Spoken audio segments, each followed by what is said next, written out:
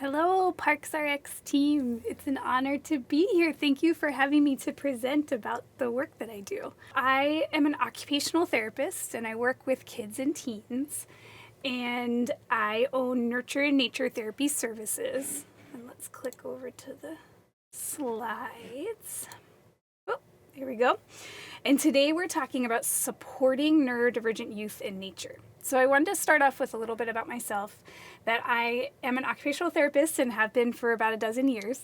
But I am also a mama of 4 neurodivergent kids. So we have a lot of autism and ADHD and learning differences in our family. So a lot of what I'm sharing today comes from my daily experience as a neurodivergent individual and as a mom, in addition to the work that I've done over the past decade. So for the first several years of my career as an OT, I worked in pediatric therapy clinics. So I worked at Exercise Abilities locally, and then before that I lived in Texas, so I worked at a couple clinics down there, and I loved it, you guys. I love working with clients and families. I loved what I did. My job to work on sensory processing and sensory integration with kids was to create an environment where we had the just right challenge for that kid. And so that they could use their sensory processing abilities combined with that just right challenge in order to give an adaptive response. This is kind of the formula for sensory integration. And as an example of adaptive responses versus not, I'll show these 2 pictures of one of my kids. You can see in the first picture at his 3rd birthday, he's very focused, very connected, calm. His body's in a position that we expect it to be and everything like that. And you can see in this second picture, where we were trying to take a family picture together, that his energy was very mismatched from the rest of us. And what he was doing with his body was very different from what the rest of us were doing. We were all smiling and looking at the camera, and he was about to hit his baby sister on the head with the hammer, which thankfully it did not happen. Nobody was harmed in the making of these pictures. So I grew up as a kid that frequently escaped to the outdoors. I became known for a while as the kid that started every class by asking the teacher, "Can we have class outside today?" And always having another reason for them that we should have class outside that day. Something I had noticed, or a shift in the weather, something that I wanted to share with everyone. And so I'm very excited to now have created a situation where I can work mostly outdoors, that even when I'm doing my paperwork, I'm not stuck indoors in a clinic, jumping up and down every time I see snowflakes fall or a blue jay fly past. Now I can actually be there out in the midst of it all. And so in 2021, I started Nurture and Nature Therapy Services. And I started this partly to bring my work outdoors and because I believe in the power of nature connection for kids, but also partly in order to offer OT groups, because I had a lot of kids in therapy and occupational therapy that could do really well one-on-one in a controlled environment with an adult. It was in the community settings with other kids their age or not their age that they were struggling. It was transitions in and out of these places. It was being able to follow instructions and keep their energy regulated. And so all these skills that we were learning in therapy, we needed to be able to apply they needed support to be able to apply those in those situations where they struggled. And so I made it. And the biggest difference that I noticed right away was not only the regulation level in the kids, but also the regulation level in myself, that I felt less overwhelmed, less burnt out, more able to access my frontal lobe and be able to offer even better therapy through everything I was doing. And you can see in this picture that the kids were really drawn towards, in this case it was a mullein plant, but every single one of them is gathered around, is reaching out to feel, they're talking about it, they're taking it in and noticing the details. And so this was one of the big differences that I saw, was the ability of nature to bring the kids together. And so in therapy clinics, we have a lot of supplies that help to build these just right challenges, right? So we might have a rock wall to work on strength and motor planning. But outside, of course, there's plenty of things for us to climb already there. The trees, the big rocks, the hills. We might have a ball pit or some bins of rice and dry beans in clinics to give some extra tactile input. But outdoors, we have snow that we can immerse ourselves in. We have sand, we have mud, and we can really immerse our whole bodies in a way that can be hard to do within the clinic and still have time to clean up before the next session. In the clinic, we have swings. This is actually my favorite swing. It's called the frog swing. So it's like a playground swing, but you're also able to spin and bounce in it. It is the best. I love it. But outdoors, we can find things to swing on too. So sometimes it's vines or tree limbs. Sometimes we can even hang our own swing, but instead of being, a several $100 therapy swing, it's just a $30 hammock. And we can hang it up in different ways as well to get different types of input that encourage different types of cooperation. In this case, you can see that this kid could not swing himself, and so he was really needing the help of friends to get it going. In the clinic, we might use balance beams or these textured dots to create some experiences for walking on different surfaces, having different textures on the feet, but also being able to work on that balance.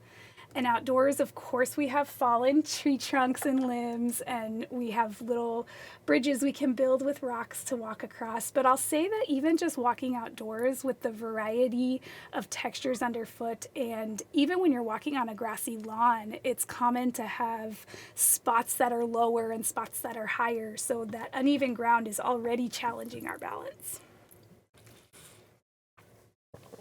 So I find it helpful to talk about sensory processing and really define it, because this is a term that's thrown around a lot, but I'm not always quite sure that people are clear on what it means.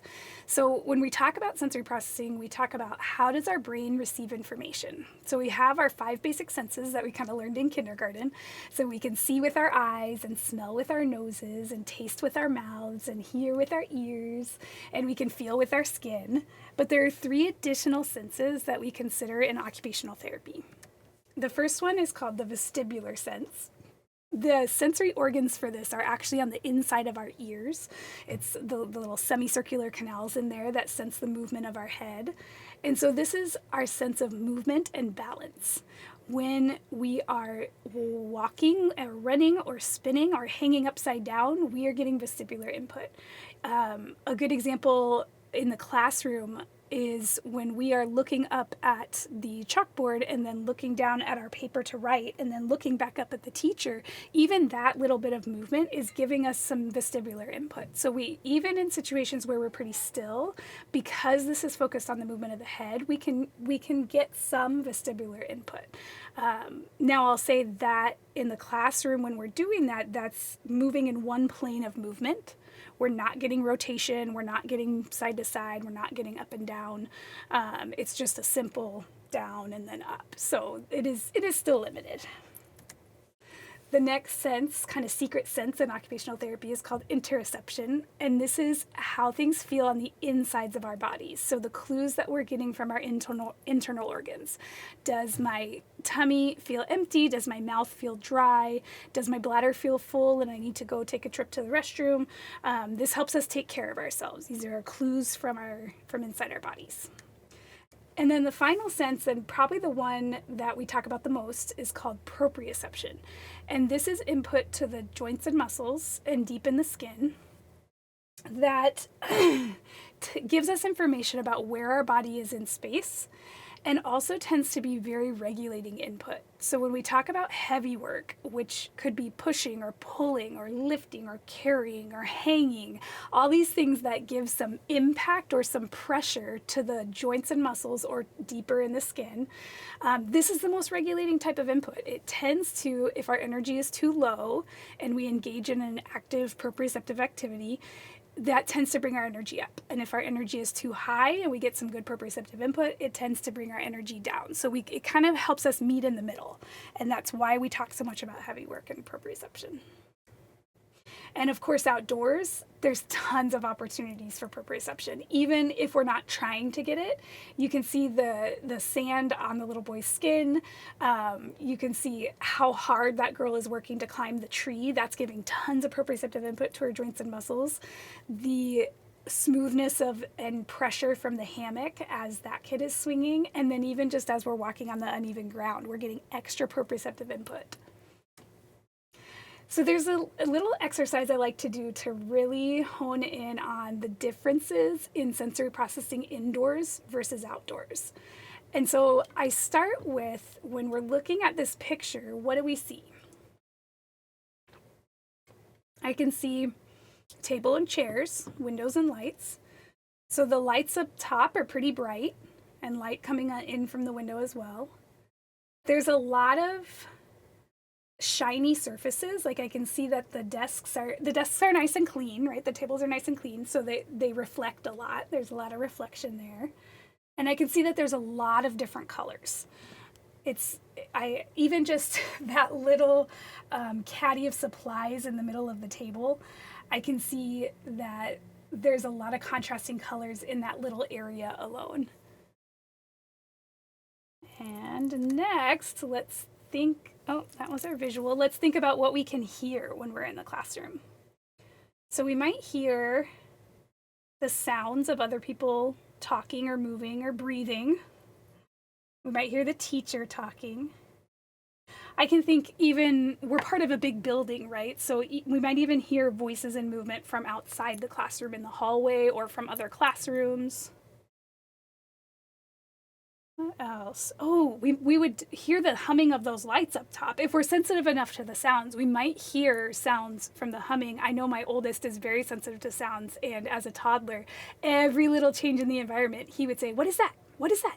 And it would be, the AC turning on, a car driving past, a lawnmower in the distance. What was that? What is that? What is that? So there might be a lot of sounds that are filtering through and that are also present because we're in kind of a tight space with a lot of other people. And then next we want to think about what can we feel in the classroom. There's a lot of smooth, hard surfaces. A bit of texture on the carpet I can see, although usually we would have our shoes on and so we can't really feel that texture. And then also, even if we could feel that texture on the carpet, it's the same everywhere. So it's very flat, and it's going to feel the same over by the windows as it does over by the chalkboard. Next up, are there opportunities, or what would we be smelling when we're in the classroom? What kinds of things do we smell? We might smell the other kids, especially if we just came in from recess on a hot day, right? So there's smells from the other people. There might be smells from the supplies that we're using, from the markers, the crayons. If there's Play-Doh, that's got such a distinct smell. There might be smells from the cleaners that are used. Part of the reason that we have these consistent hard surfaces in schools is because they're easy to sanitize. And so there might be the smell of sanitizer. And one of the biggest things to know about smells indoors is how they stick around, especially if we have windows closed. Especially if even with doors closed, it can really linger for a long time. So even if the class was cleaned that morning or the day before, those smells might still be lingering. And even if I leave the classroom, the smells might be very similar in the hallway and in other rooms that we go to. How about taste? Do we have opportunities for taste in the classroom? And I know sometimes there's rules because of food allergies that there can't be snacks in class, but if we're allowed to eat snacks in class, that might be an opportunity for taste. I know sometimes there's activities in math or in art where we use certain foods, so there might be some opportunities there. Probably can't have drinks at our place unless it's water, although I will say I remember growing up, my little sister had kidney problems, and I remember her always having to get a doctor's note for school in order to be able to drink water whenever she wants to. So I don't know if that's still the case today, but I know back then that even drinking water was limited. Are there opportunities to get movement? So we had talked about that little bit of movement that happens when we're looking up at the teacher, then looking down at our paper. What I want to think about is, are there ways to get movement in the other planes? So are there ways to rotate, go upside down, go up and down? We go a little bit up and down if we stand up or go back down, but we definitely can't hang upside down. Not in a way that we're not going to get in trouble for. We might be able to move back and forth by rocking our chair, but that's another thing that we could get in trouble for. That reminds me, even going back to visual, one of the things to notice is that there's not an easy way to get away from the brightness of the lights. The only shaded spots are under the tables, and again, we're not allowed to go under there usually. All right, how about interoception? Are we going to be able to notice what our body needs, and are we going to be able to take care of it? And this is tricky in a class with a lot of kids, that even if we sense a need, we might need to wait until the end of a lesson and then ask permission to get a drink of water, go to the restroom, have a snack, move our bodies. And I will say too, when we're indoors, if there's any degree of sensory over-responsiveness, it's going to be harder for kids to even do that check-in inside their bodies. They're going to tend to be so busy processing the sensory input that they're getting from outside their bodies that they're not going to tend to tune in anyways. And then that final sense of proprioception. Now, I'll say proprioception is body awareness. So we have to have good proprioception to maintain just an upright position in our chairs, to be able to stand in line without touching other people. But I don't see a lot of opportunities in the classroom to get really good, intense, heavy work or proprioceptive input. There are some ways that we teach kids. So we actually do something. Let me actually switch back to the camera real quick and I'll show you. There is something that we teach kids called a chair push-up, where we put our hands down on the chair next to our legs and then we lift up. And that can give some pretty intense proprioceptive input. I know there's also been a push toward using more things, movement breaks and yoga and go noodle videos and that kind of thing in classrooms, and I love that. Those are opportunities also for extra proprioceptive input, which can really help with our attention and everything like that. All right, let's shift our setting now and go outdoors. And what do we see? If you guys don't recognize this is at Root River Park, and it is my favorite park in Rochester. I love it. So this was on the hike down to the river. So I see a wide open prairie and a hiking trail, trees on the side, lots of trees. I can see that there's areas of sun and there's areas of shade, and we're kind of moving in and out of those as we hike. And if we want to have more sun, we can walk more on that left side of the trail. And if we want to have more shade, we can walk more towards the trees. I also noticed that there's, as far as color goes, there's a lot of shades of green. There's a lot of different shades and tones of one color with little pops of color that are kind of spread around. So there's some yellow and there's some pink and there's some purple and there's some white. I know for a fact that there's some red on this trail because there's red raspberries that grow on this trail and some black caps and some gooseberries. So I would see one big color with lots of other colors. And then if I zoom in and look at something, get closer to something, there's a lot of details there to engage my brain. And then let's think about what we might be hearing outdoors. We might hear the wind through the trees and rustling the grass. Might hear birds, bugs, definitely lots of crickets out here and cicadas. Overall, the auditory input is going to be less intense because it's more spread out, and it's going to be a lot more varied. Sounds aren't going to tend to stick. It's not like the wind is constantly blowing most of the time. It's not like a bird will stay there forever, especially when we're tromping through. And then what about tactile? Do we have a variety of textures out here?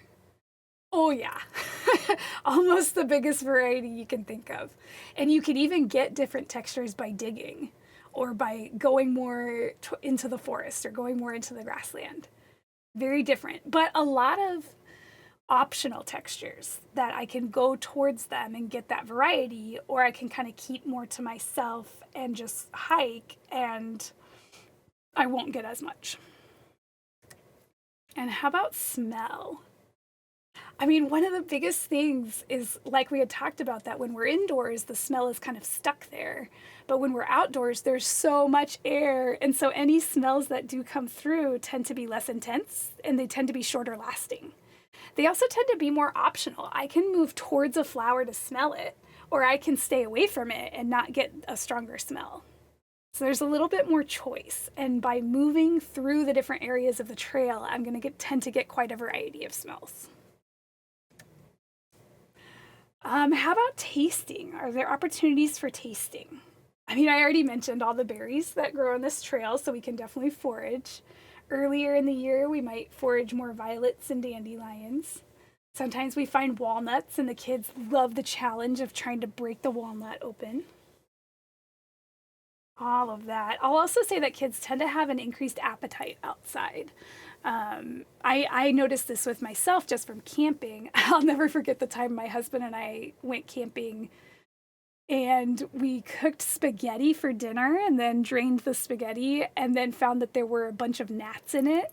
And we were like, extra protein. This is our buggy spaghetti. And I'm usually a pretty picky eater myself, but in that case, I was just ravenous. And so I didn't mind there being bugs in my spaghetti. My appetite was increased. And then the kids can have the freedom to eat when they're comfortable eating. Snacks that they bring on their own, they can eat anytime, even as we're walking. All right, how about vestibular? I mean, we have the trees that we can climb. I'll also say that on this trail, kids rarely just walk it. They're often running or spinning or cartwheeling or log rolling. So many things. Sometimes we do different animal walks. So lots of opportunities to get our heads in a lot of different positions. And outdoors, it's easier to tune into our bodies and get that interoceptive input. And it's also easier to meet our needs as needed. And for proprioception, I mean, I showed those pictures earlier we have so many opportunities. Even just walking on the uneven ground is giving us extra proprioceptive input. And then the kinds of activities that kids tend to seek out outdoors also tend to involve a lot of heavy work. If we're building a shelter, if we're building a bridge, all of this tends to go hand in hand. And part of what I focus with kids on is focusing on those clues from our body of how we're feeling. That if something is feeling like too much for us, then we want to do what's called sensory-based problem solving to get back to that comfy place where our breaths are steady and our eyes can focus in and our muscles feel soft. Whereas if something is too much, I'm going to tend to have tightness in my face. Maybe I'm squinting my eyes. Maybe my hands are clenching. Maybe my feet are moving because I need some movement. So we want to do that sensory-based problem solving to always get back to comfy. And when we're indoors or in classrooms, we're looking for sensory tools that will help us get back to comfy. Outdoors, these sensory tools look a little different. So these are some of the things that we use to help kids stay comfy when we're outdoors. And so in this season, in summer, we might use sunglasses, especially if kids are over-responsive to light. We want to be able to offer those. I keep on hand cooling towels and necklace fans that we can use to help cool ourselves off. Some kids that are tactile over-responsive are very sensitive to even the feeling of their own sweat. So I've got a kiddo like this in one of my groups that as soon as he starts sweating, all bets are off. There is no adaptive response that can happen at that point except for escaping the situation to get to a shady spot and cool off. Sometimes at Root River especially, there's these clouds of gnats, of these little tiny gnats that will get in your nose and in your ears and in your eyes, and sometimes you swallow them. And so I do offer bug nets too for the kids to help keep them out of our faces. That can help with comfort. And of course, hats that not only, it serves as a sun protectant, but also decreases the light coming into the eyes. And then honestly, on days where we've got 100-degree heat index and we have to be out in the sun, for example, for garden group, our plants need sun. And so if we're taking care of our plants, we're also out in the sun. And so I will honestly sometimes bring a kiddie pool with a couple bags of ice and have that as an option for the kids to cool off. And outdoors in winter, it looks a little different, of course.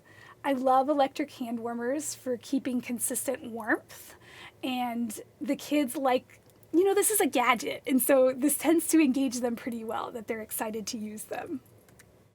Of course, waterproof clothing helps us go a long way. Even if it's, 40, 45 degrees outside, I encourage parents to send either snow pants or rain pants and waterproof boots, rain boots or snow boots, because kids can have a lot more fun when they can engage with the water and the mud and the snow and have options about how much it's touching their skin. I use flashlights a lot in the winter because my groups are run after school, and so it gets dark so early. By the time we get to winter solstice, the sun is setting at 4 something. And so we have a lot of fun with these flashlights. The kids actually prefer playing hide and seek in the dark when we're outside using the flashlights than just playing inside. And one of the biggest tools to know for winter is just time and having a visual representation of this. So even when the temperature is minus 30 outside, and we have these days in Minnesota, we still bundle up, set a timer for 10 minutes, go outside and sled our hearts out or hang up our suet feeders or whatever we're doing, do our activity, paint the snow, make a snowman, or freeze some bubbles. Bubbles are one of my favorite activities to do in the winter. And then once the timer goes off, we run back inside and we warm up. And so I love this because it teaches the kids really that idea of there's no such thing as bad weather. We might have to adjust what we're wearing. We might have to adjust the time that we're outside. We might, if there's lightning risk, of course, or strong winds, we are indoors in a sturdy shelter. But the weather and our ability to be out in it is a lot more flexible than people tend to think. So some supplies I've found have been especially engaging for neurodivergent kids outdoors. It's the things that even the kids that tend to hang back, they tend to come toward because it's just so fun. So giant bubbles are one. I like doing these in all seasons. In the summer, it's a nice way to get ourselves a little bit wet. Sometimes we'll concentrate the recipe by putting half the water, and then we can get the bubbles on our hands and actually use our hands as the bubble wands. So we can actually blow bubbles with our hands, we can catch them, we can manipulate them. And then in the winter, it's really fun seeing how they freeze and how differently they act, because when a bubble pops in winter, when it's already frozen, it doesn't just vanish, it shatters like glass. And then you see like these little pieces of bubble, these shards of bubble falling. So it's a totally different experience. Another activity that the kids are often drawn to is anything that they can climb. So this is a net, but we've also made this kind of spider web net just by using ropes that we wrap around some trees and make connect in different ways, just using ropes and carabiners and tying knots. And then, of course, anything that can give us some movement. So I love hammocks because they can be used in so many different ways and can give us lots of different input. And this is especially nice for when we can't do a long hike for whatever reason. We can get so many different games out of just a little hammock. And then I also wanted to mention, and I put this on the handout too, that using real tools has been really engaging for kids. And I also have a bow and arrow with, I think it's called the faux bow, F-A-U-X, bow with foam tipped arrows that they love using.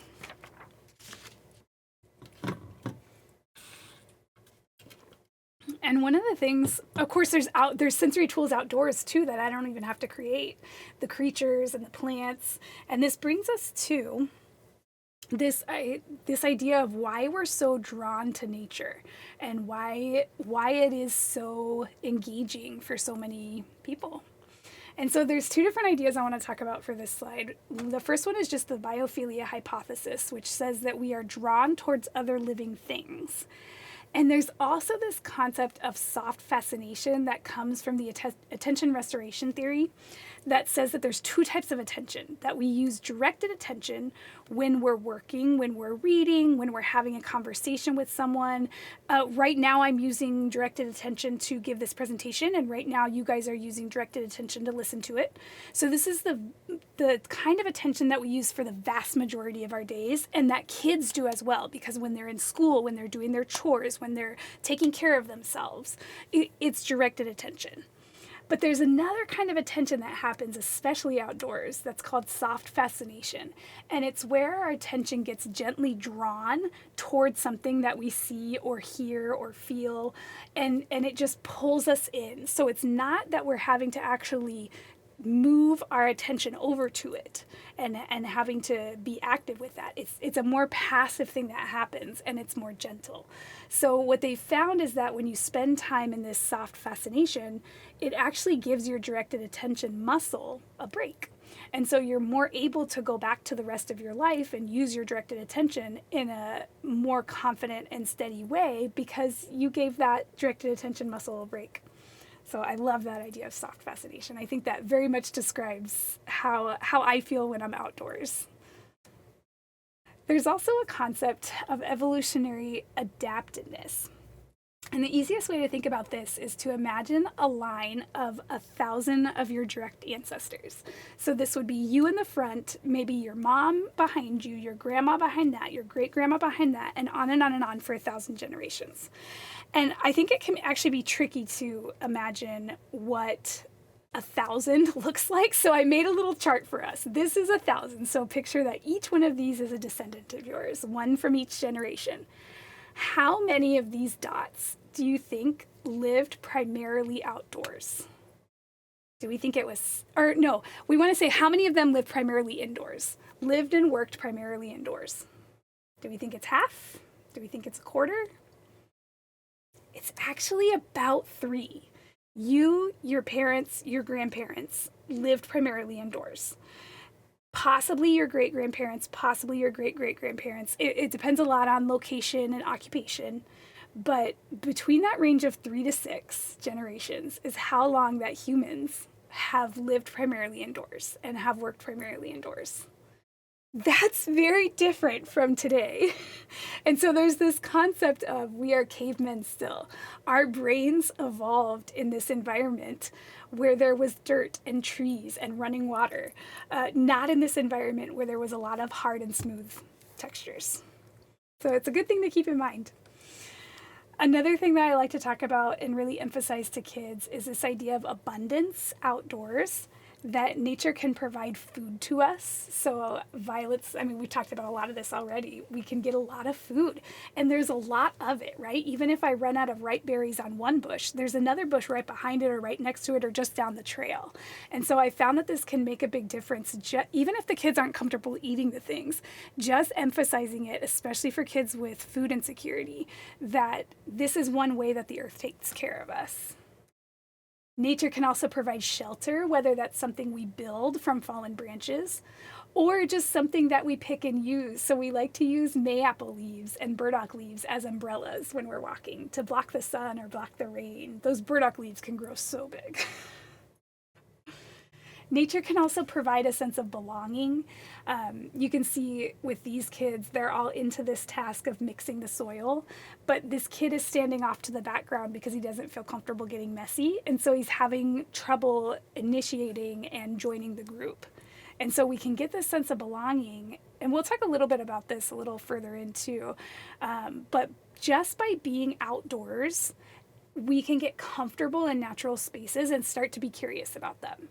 And what they found is that if we start with having kids outdoors and being in nature, it leads to them feeling more attached to those spaces, knowing more about it, making more memories with it, and being more a part of it, so being with nature. And that this over time leads to wanting to take care of it. So this is a picture from a kid that started group terrified of crayfish and ended up in a place where he was so concerned for them that he wanted to build a little crayfish house where they could hang out and be safe. So this was a great example of this happening just by being outdoors, bringing attention to what we see and what we can interact with. Nature can also provide medicine. So we use jewelweed sap. We use plantain leaves, and this is not to say that I don't, of course, I still carry a first aid kit. I really love the wilderness first aid training at Wild Med. That's my favorite one. It's all online. And of course, we have these supplies on hand for more serious injuries. But I'll say that when it comes to a little bit of stinging nettle or a bug bite, even looking at using Benadryl cream, it tends to be in some ways less effective than the plantain. And I found this even for myself too. And the secret there is because of the extra proprioceptive input that we use that we give to ourselves when we're using these more natural remedies, because we have to apply them more often and we have to rub for longer and deeper in order to get the benefit. And so partly we're overcoming some of those itch and discomfort and pain signals just by activating the deep pressure signals in our skin. So that's one thing to keep in mind. Even when I have the Benadryl cream, it's not the thing that I first reach for when I run into some nettle. It's actually the jewelweed sap or the plantain that I can use and get that extra input from. Nature can also provide a purpose, and this links back to this sense of belonging. So I like using these apps. That last one is called Rock Identifier. I love using these apps to identify the names of the things around us, because then when we see those things again, we feel an attachment to them. I cannot tell you how excited I get every spring when I see the first snowdrops and when I see those bluebells come out. It's like, hello, old friends. So in a way that kids often, especially neurodivergent kids, struggle with among people, they can get what that feels like to feel connected and accepted by the environment around them when they can know more about it. And this is a really important point about what we can provide when working outdoors with neurodivergent kids, that we can help to make it more goal-directed.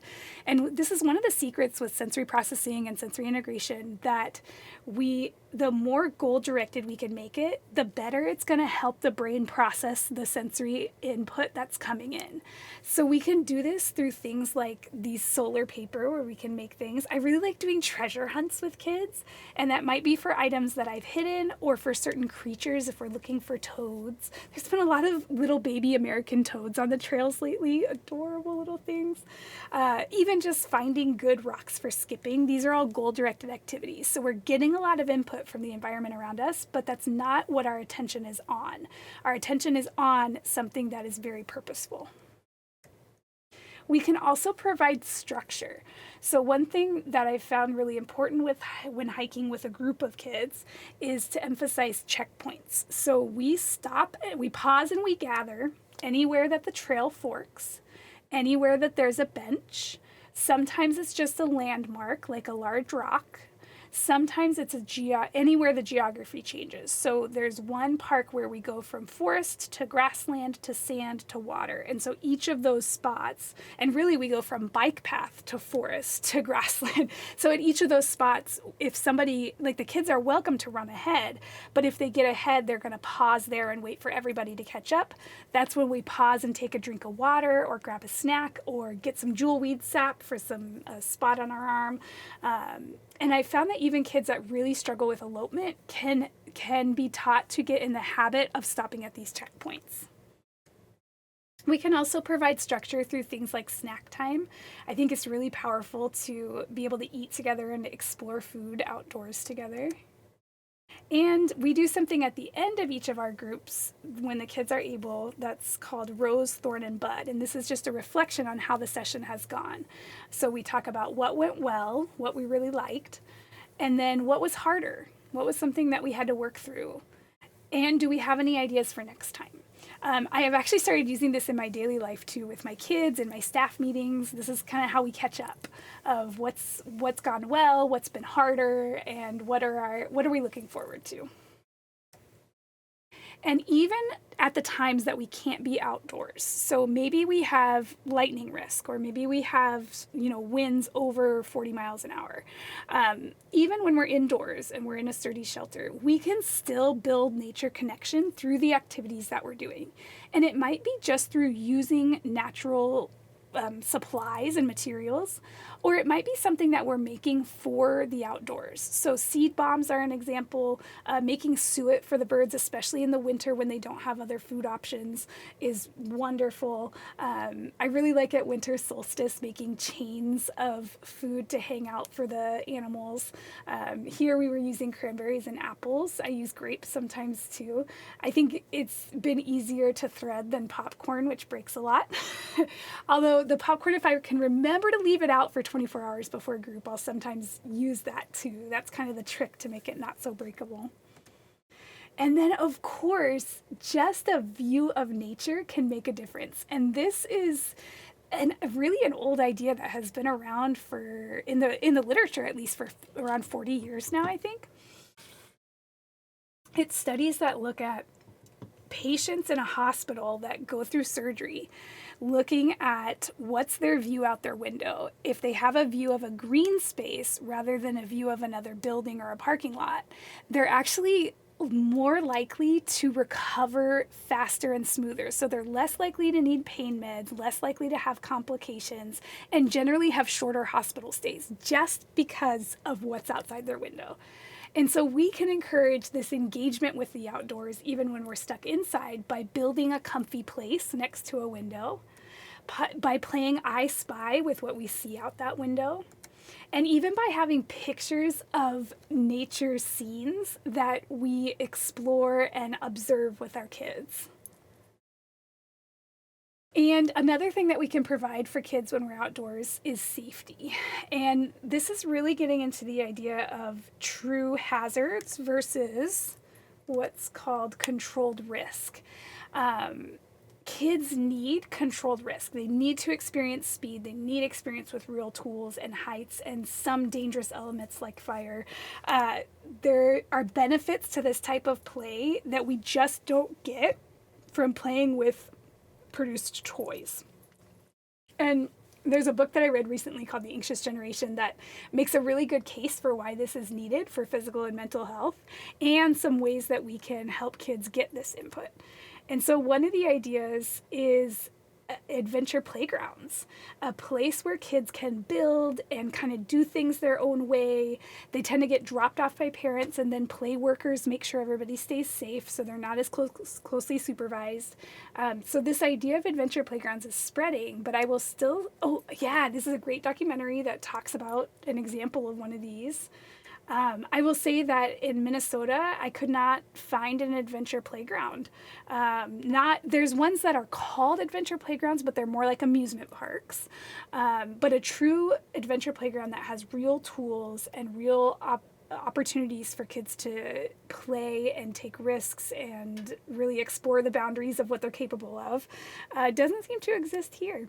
So I eventually want to build one. I would love to have an adventure playground here. So if I ever get land for NIN, you can look forward to that. I do have a monthly newsletter that I send out just once a month. That's usually all I can keep up with.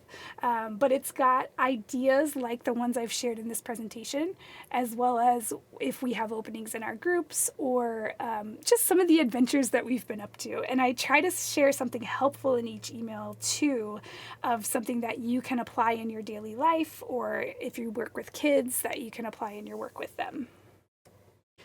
So that's all. I put my email address up here. I love talking about this stuff, you guys, if you hadn't already noticed. This is my passion. So feel free to reach out if you have specific questions about what I do or ways to help kids get comfortable outdoors, ways to help them build that nature connection. I'd love to hear from you. Thanks so much.